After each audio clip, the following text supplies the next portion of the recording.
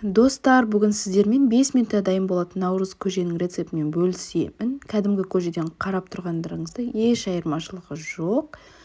Ол үшін бірінші етті кез келген уақытта, түн ішінде болсын, уақытыңыз бар кезде етіңізді асып қоясыз. Бізге сорпасымен ет қажет болады. Қолыңыз тиген уақыт, кез келген уақытта асып қойыңыз.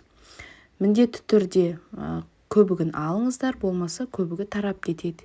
Ет піскеннен кейін сорпасын бір рет сүзіп жібересіздер. Бізге міне ең керекті нәрсеміз осы 5 злаков, 7 злаков деген жармалар. Бұл жерде, мына жерде 5 түрлі дәннің жармасы бар. 7 түрлі дәннің де жармасын қоссаңыз болады. Көріп тұрғандарыңыздай жармалар. Міндетті түрде 2,5-3 литр сорпаға бір шыны қосып, оны жуып және сорпамызға қайнап тұрған саламыз. 5 минутта піседі жармаларымыз.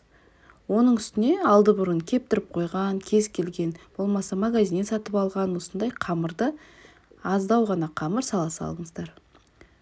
Жармамен бірге қайнап 5 минутта піседі. Оғанға дейін біз етімізді турап аламыз.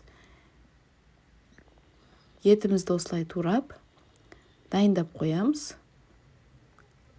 Наурыз көжеге салатындай қылып.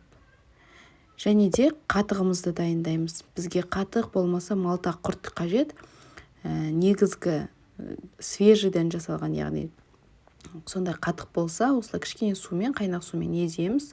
Малта құртымызды да еземіз.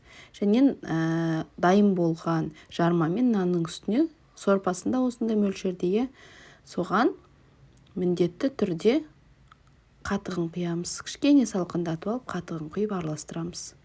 Оның үстіне етін саламыз. Қазымызды, етімізді барлығын салып, араластырып, кесемізге құйып береміз. Міне дәл наурыз көжеден дәмі де, жармалардың дәмі, арпа, бидайдың дәмі шығады. Өте дәмді болады. Жасап көріңіздер. Ас болсын.